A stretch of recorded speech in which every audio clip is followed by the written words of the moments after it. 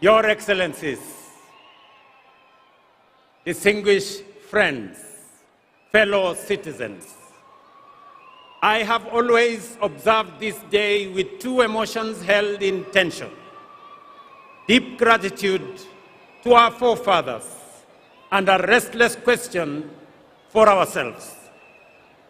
Have we been faithful stewards of the freedom they won? And have we truly advanced the nation they left in our hands? I shall return to these questions later.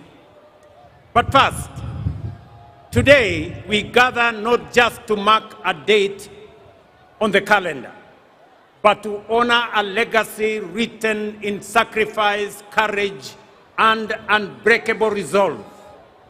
A legacy forged by men and women who stared imperial power in the face and declared with unshakable conviction that Kenya would be free. Their struggle planted our republic on the firm foundation of liberty, unity, and democracy. They gave us more than a flag. They gave us a future. 62 years ago, the brave architects of our nation placed in our hands the priceless gift of political independence. On this very day, 62 years ago, our forefathers lowered the Union Jack and raised the flag of our nation. But that victory was not given easily. It was bought at an immense cost.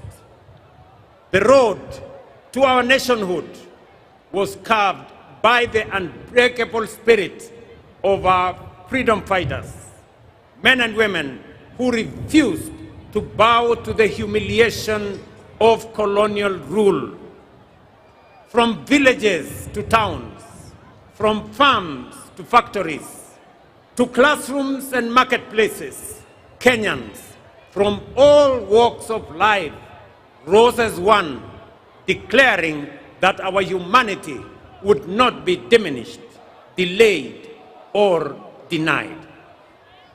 And when brute force was unleashed against them, their determination outlasted it. Thousands paid the ultimate price. Many more were detained. Whole communities were uprooted.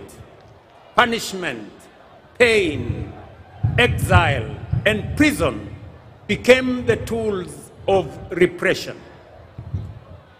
But what no empire could crush was their determination, resolve, and the unity of purpose.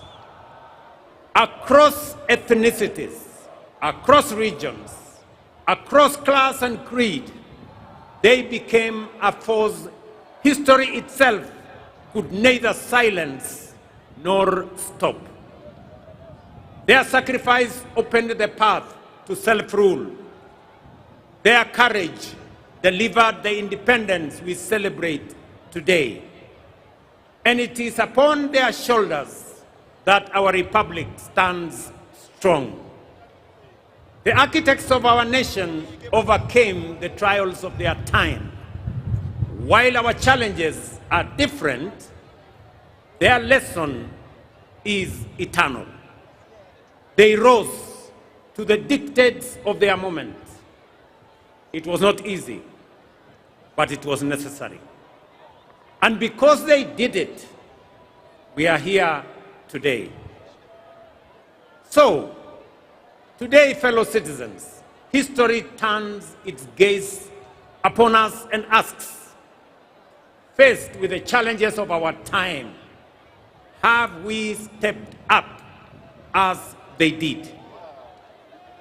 When he took the oath of office, Mzee Jomo Kenyatta warned us that independence would mean nothing if it did not improve the daily lives of ordinary citizens.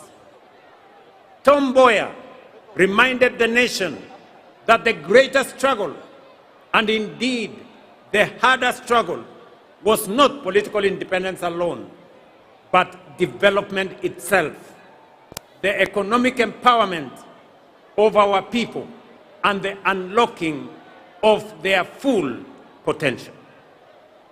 They stood and they understood that freedom was only the beginning, that the deeper battle would be against poverty that chains potential, against disease that steals opportunity, and against ignorance that dims human possibility. And so today, we are gathered to mark Jamhuri Day. We do more than remember history.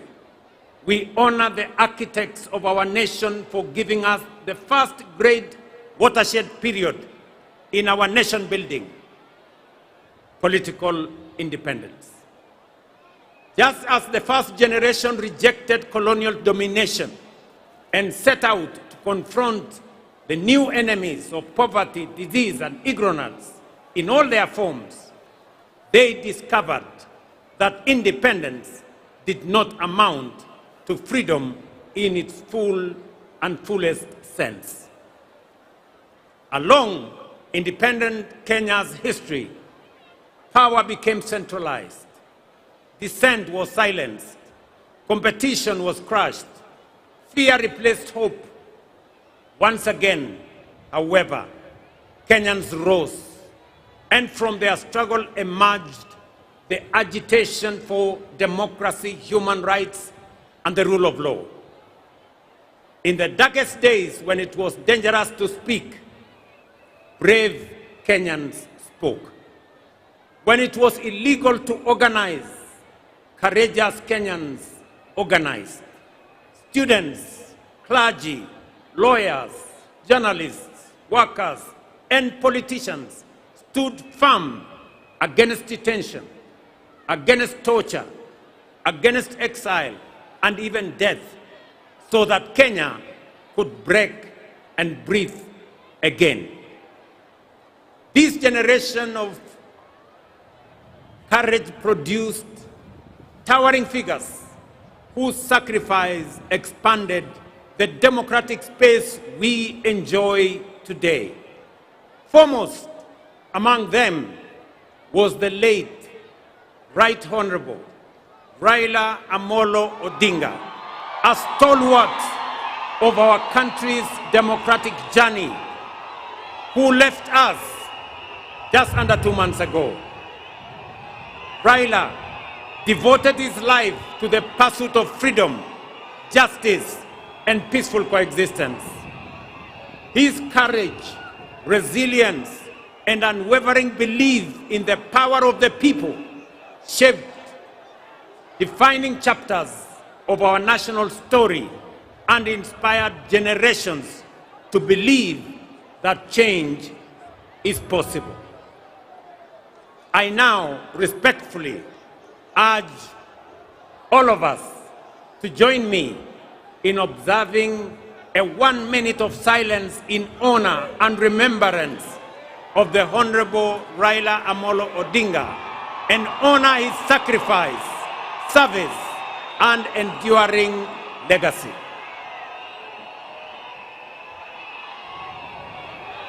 Tafadhali nawaomba tusimame kwa dakika moja kwa heshima ya kiongozi wetu Raila Odinga.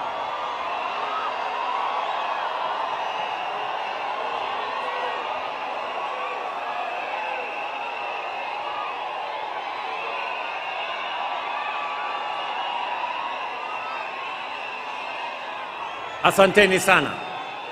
Asanteni sana. May his spirit continue to guide our nation forward. His resolve